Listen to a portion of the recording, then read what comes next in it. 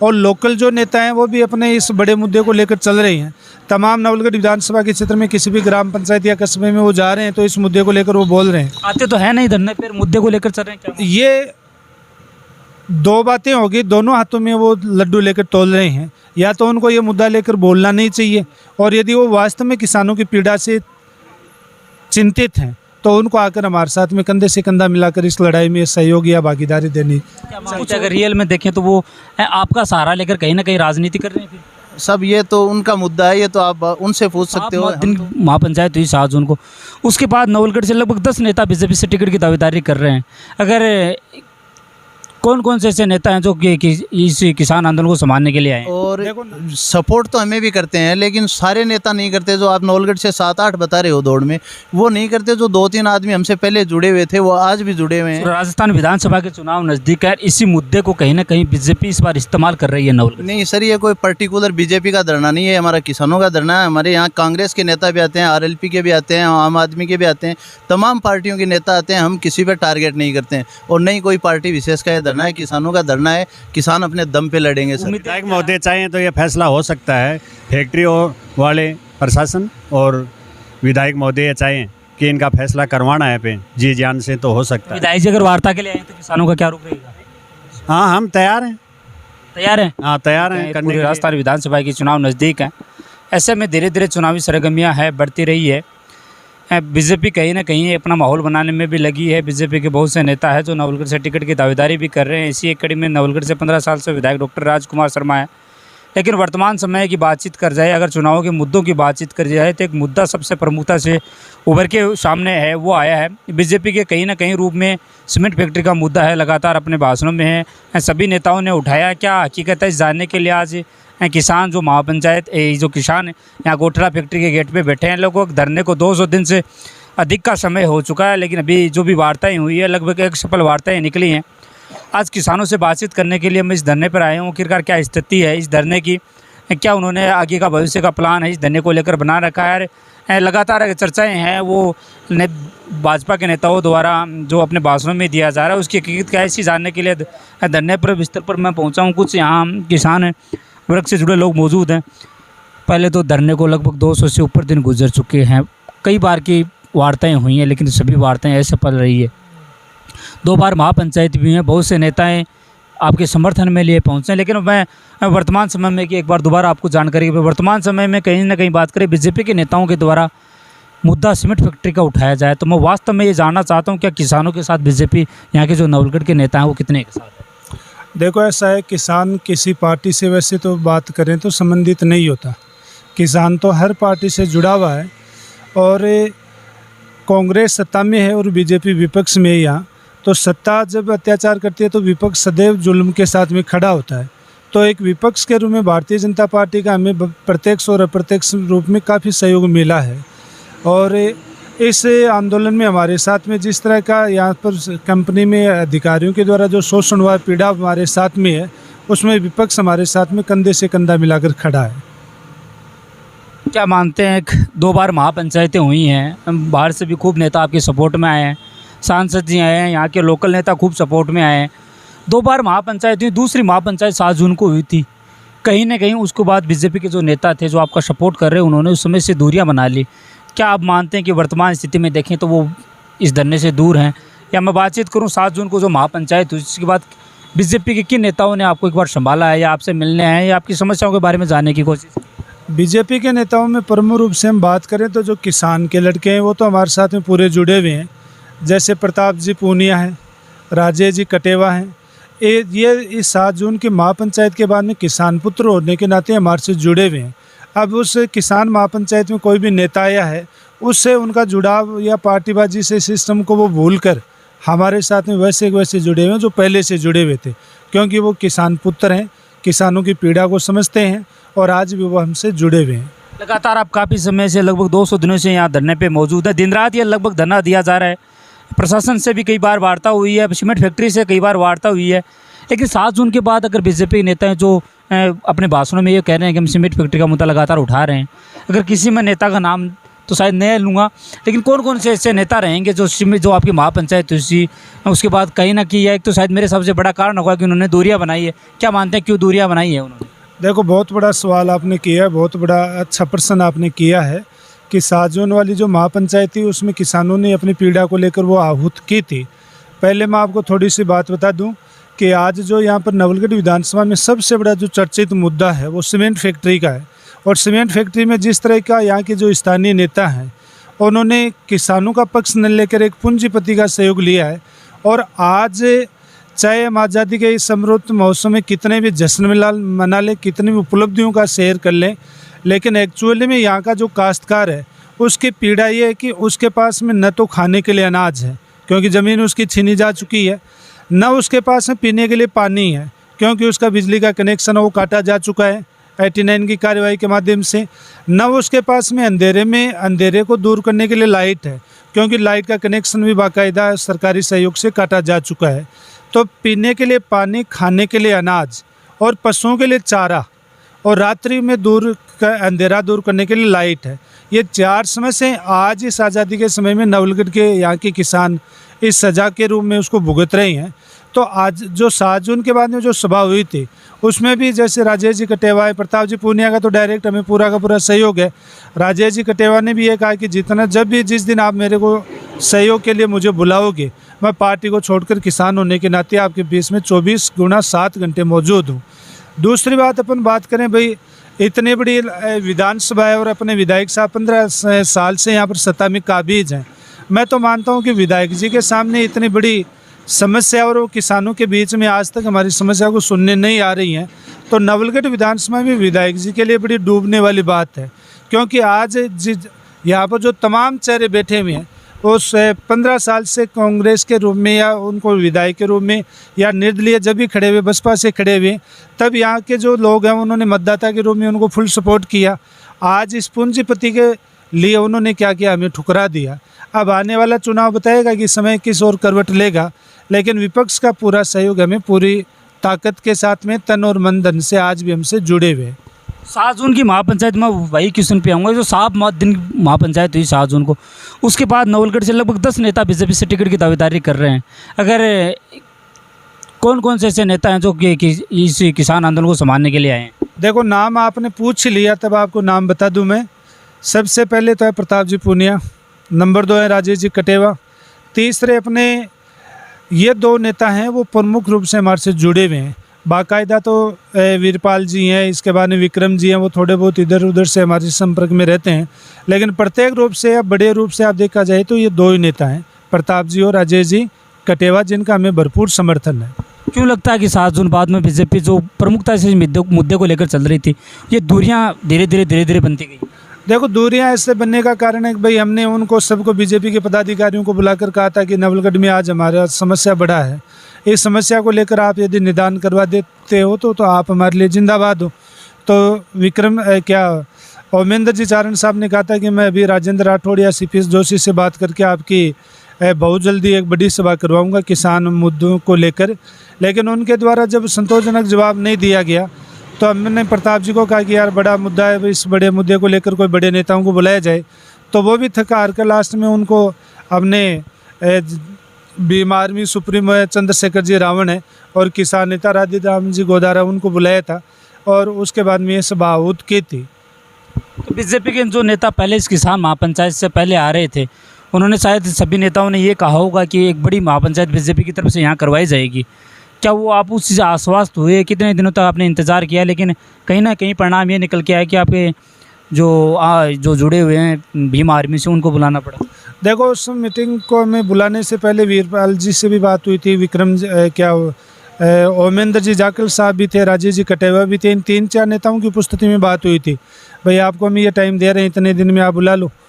तो उन्होंने क्या किया कि थोड़ा इधर उधर से बातचीत करके जो भी उनका हो सकता है कि बड़े नेताओं को उनको समर्थन नहीं मिला होगा, या यहाँ पर वो इस बात को लेकर समस्या में थे कि भाई बड़ा धरना है, कहाँ बैठक बुलाई जाएगी, इस वजह से वो हमें संतोषजनक जवाब नहीं दे पाई और फिर हमने उनसे संपर्क साधा और उसके बाद में ये बड़ी सभा आहूत हुई थी।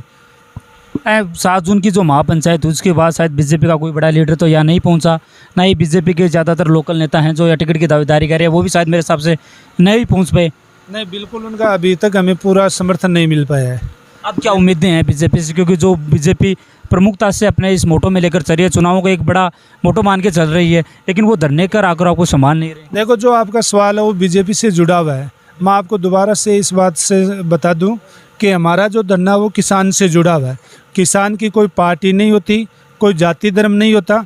हमें जो इस मंच पर कोई भी पार्टी का व्यक्ति आकर समर्थन देगा उसका समर्थन लेंगे, क्योंकि पीने के लिए पानी नहीं है, भोजन करने के लिए अनाज नहीं है, पशुओं के लिए चारा नहीं है, अंधेरा दूर करने के लिए लाइट नहीं है। तो बीजेपी के जो भी नेता लड़ रहे हैं चुनाव, वो तो अपने भाषणों में इसी की किसान महापंचायत जो आपका किसानों की बात है उसको तो पहले उठा रहे हैं। निसंदेह आज देखो, राजस्थान में दूसरा विपक्षी दल है वो भारतीय जनता पार्टी है, और लोकल जो नेता हैं वो भी अपने इस बड़े मुद्दे को लेकर चल रहे हैं। तमाम नवलगढ़ विधानसभा के क्षेत्र में किसी भी ग्राम पंचायत या कस्बे में वो जा रहे हैं तो इस मुद्दे को लेकर वो बोल रहे हैं। आते तो है नहीं धरने पर, मुद्दे को लेकर चल रहे हैं क्या? ये दो बातें होगी, दोनों हाथों में वो लड्डू लेकर तोल रहे हैं। या तो उनको ये मुद्दा लेकर बोलना नहीं चाहिए, और यदि वो वास्तव में किसानों की पीड़ा से चिंतित हैं तो उनको आकर हमारे साथ में कंधे से कंधा मिलाकर इस लड़ाई में सहयोग या भागीदारी देनी चाहिए। कुछ और भी किसान हैं, उनसे भी बातचीत करते हूँ मैं। थोड़ा सा आप एक बार आगे आ जाइए। इनसे चर्चा ही कर रहा था, वही चर्चा मैं इनसे शुरुआत करता हूँ। इनसे एक मेरा क्वेश्चन लगातार ये चल रहा था, किसान महापंचायत 2 बार यहाँ हो चुकी है। एक महापंचायत जो पहले हुई थी, कहीं ना कहीं बीजेपी के तमाम नेता जो यहाँ के हैं वो अपने इस मुद्दे को लगातार उठा रहे थे। एक किसान महापंचायत जो दूसरी महापंचायत हुई थी 7 जून को, उसके बाद बीजेपी के जो तमाम नवलगढ़ के नेता थे कहीं ना कहीं इस धरने से आपके किसानों की जो मांग थी उससे दूरियां बनाने लग गए हैं। लेकिन वो अपने भाषणों में बात करें तो इस जो मुद्दा है उनको प्रमुखता से लेकर चल रहे हैं। नहीं, देखो, राजेश जी कटेवा तो हैं, वो आज भी हमारे साथ हैं, यहाँ धरने पे आते भी हैं, हमें पूरा सपोर्ट करते हैं। विक्रम जी जाखड़ तो यहाँ आज तक धरने पे एक दिन भी आए नहीं सर। और वीरपाल जी आते थे, पहले आते थे खूब। एक बार वो पट्टे के लिए हमारा किसानों को गिरफ्तार भी करके ले गए थे 25 को। उस दिन वीरपाल जी वहाँ थे, उन्होंने काम भी रुकवाया, उन्होंने हमारा फुल सपोर्ट किया।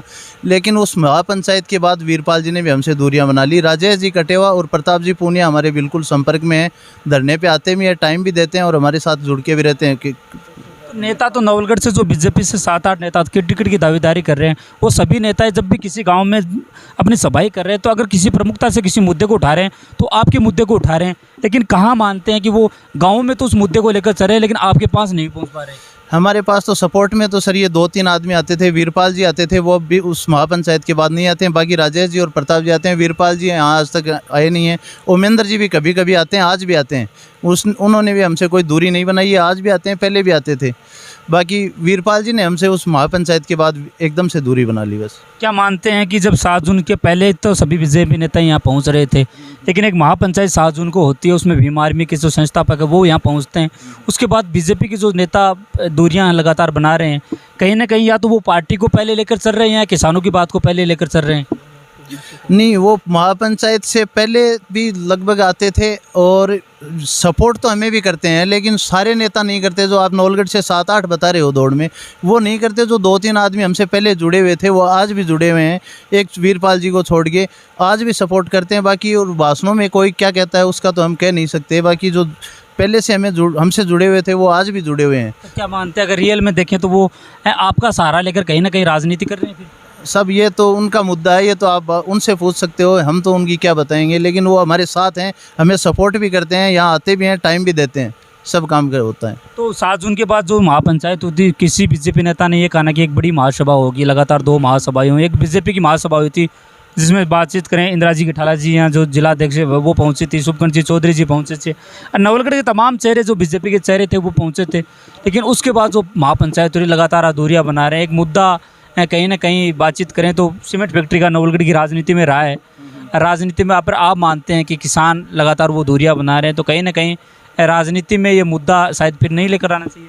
एक जो नेता यहाँ नवलगढ़ से टिकट की दावेदारी कर रहे हैं वो लगातार किसानों की मांग को है वो जनता के तो सामने उठा रहे हैं, लेकिन वास्तव में देखें तो कभी यहाँ जो लोकल किसान जो यहाँ बैठे हैं, लगभग 50 किसान यहाँ बैठे हैं जिनकी ज़मीनें अभी भी श्री सीमेंट ने नहीं खरीदी हैं। क्या मानते हैं कि एक तरफ भाषणों में मुद्दे को लिया जाता है, लेकिन एक्चुअल जब यहाँ धरने की पोजीशन पे आते हैं तो वो नहीं आप पहुँच पाते? सर, ये तो उनकी व्यक्तिगत बात है, उसके लिए तो हम कुछ नहीं कह सकते। और जो हमारे साथ थे पहले से, वो तो आज भी जुड़े हुए हैं।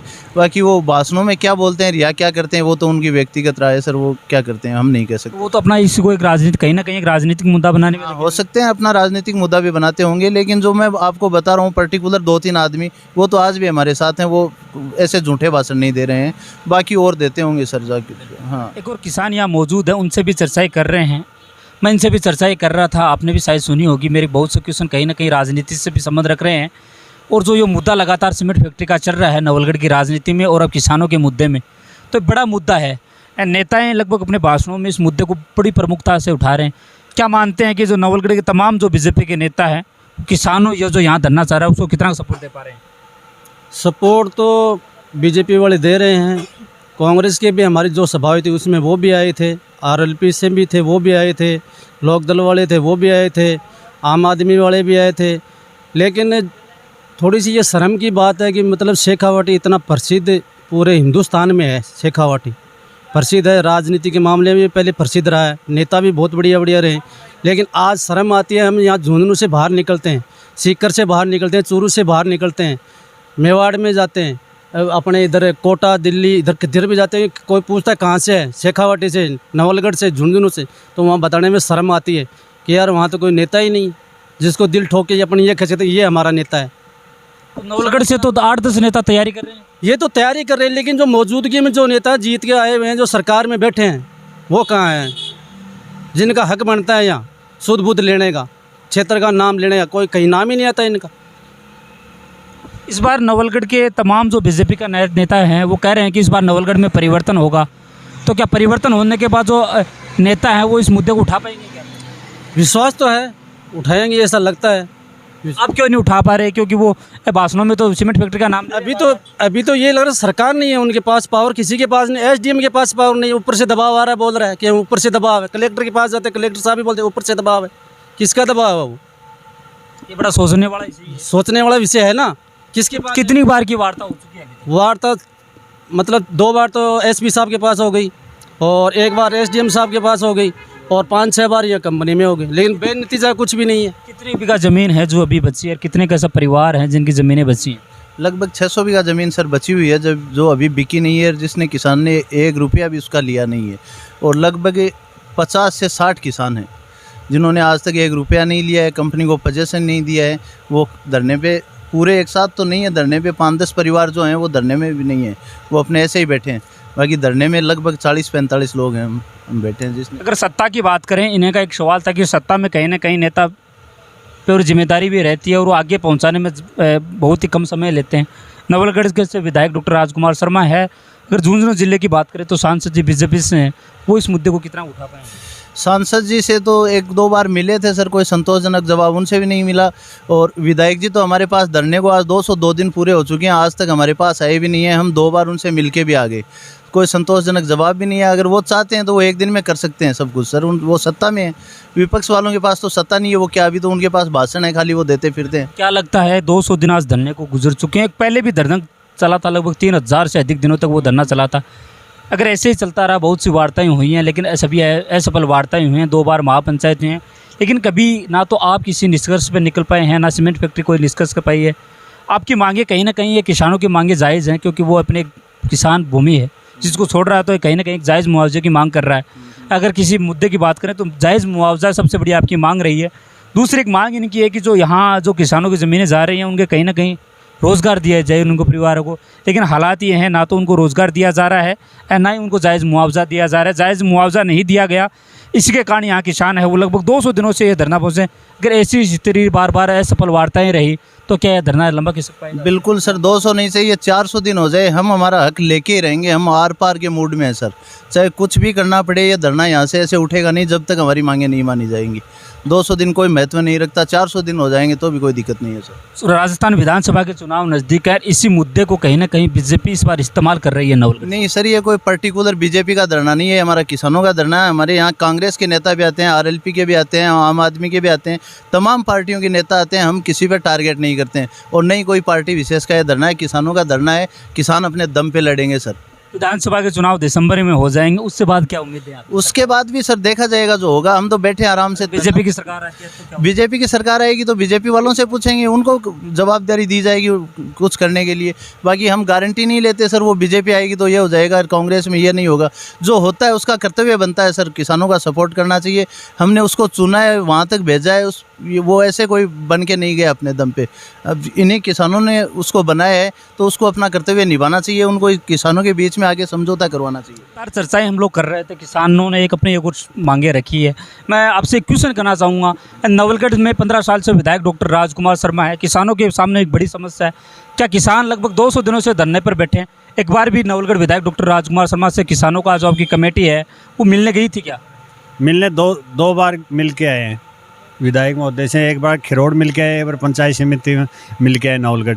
लेकिन वो पंचायत समिति में गए तो वहाँ बोला भी था कि मैं 5-4 रोज़ में आ रहा हूँ आपके पास, वहाँ धरने पे बैठ जाऊँगा मैं तो। लेकिन आज तक दर्शन ही नहीं दिए उन्होंने। इधर से निकल जाते हैं सामने से रोड से, लेकिन यहाँ रुकते भी नहीं हैं। और हम तो तैयार हैं, वो आए तो वेलकम है उनका। ये ऐसी बात नहीं है कि हम उनको नहीं बुलाना चाहते, उनसे फैसला नहीं करवाना। फैसला हो या न हो, लेकिन वो एक बार आए भी नहीं यहाँ, आए भी नहीं। हाँ। आप तो क्या उम्मीदें हैं किसानों की जो 200 दिनों से यहाँ बैठे हैं? विधायक डॉक्टर राजकुमार शर्मा से कुछ उम्मीदें हैं क्या इन किसानों को? अभी तक तो कोई उम्मीद नहीं है। और वो आए तो उनका वेलकम है, अच्छी बात है। करवा दें तो उनका सत्ता उनके हाथ में है, करवा सकते हैं। और नहीं करवाएं तो कोई दिक्कत नहीं है। हम तो हमारा संघर्ष जारी तो विधायक डॉक्टर राजकुमार शर्मा अपने जी दम पे लड़ेंगे हम तो, जब तक हमारी ये ज़मीन का मुआवजा नहीं मिलेगा। हम ईंट से ईंट बजाएंगे और लड़ेंगे। लगभग 50 परिवारों की ज़मीन है। विधायक अगर इस चर्चा के लिए आते हैं या फैक्ट्री या आपसे बातचीत करने के लिए, कहीं ना कहीं एक नवलगढ़ में बड़ी समस्या है। किसानों के सामने लगभग 50 परिवार आप अस्त व्यस्त हो रखे हैं यहाँ के। अगर वो इस मुद्दे को गंभीरता से लें या इन्हें कहीं ना कहीं सुलझाने की कोशिश करें तो शायद आपकी भी समस्या हल हो सकती है। हाँ, हो सकती है, करना चाहिए। फैक्ट्री प्रशासन और विधायक महोदय यदि उनके दिल में ये हो कि इनका फैसला करें हम, तो हो सकता है, क्यों नहीं हो सकता। तो उनसे जो अगर विधायक जी चाहें तो मेरे हिसाब से ये फैसला हो सकता है। हाँ, हमें तो लग रहा है। और क्या उम्मीदें विधायक महोदय चाहें तो ये फैसला हो सकता है। फैक्ट्री वाले प्रशासन और विधायक महोदय चाहें कि इनका फैसला करवाना है पे जी जान से, तो हो सकता है। विधायक जी अगर वार्ता के लिए आए तो किसानों का क्या रुख रहेगा? हाँ, हम तैयार हैं। तैयार हैं? हाँ, तैयार हैं करने के लिए। लेकिन हमारे पक्ष में होगा तो ये तो है नहीं कि उनकी मर्जी से होगा। किसानों के यदि हमें लगेगा कि ये फैसला सही करवा रहे हैं तो कर लेंगे। बिल्कुल। तो इन्होंने अपनी जो मांगे थी, कहीं ना कहीं एक जनप्रतिनिधि नवलगढ़ विधायक 15 साल से विधायक है, ऐसे इन्हें उम्मीदें हैं कि अगर विधायक इस मामले में संज्ञान लेते हैं तो कहीं ना कहीं जो किसानों के सामने एक समस्या आ रही है उसका समाधान हो सकता है। ये जब मैं किसानों से चर्चाएं कर रहा था, ये बता रहे हैं कि किसी पार्टी विशेष का ये धरना नहीं है, बल्कि ये किसानों का धरना है।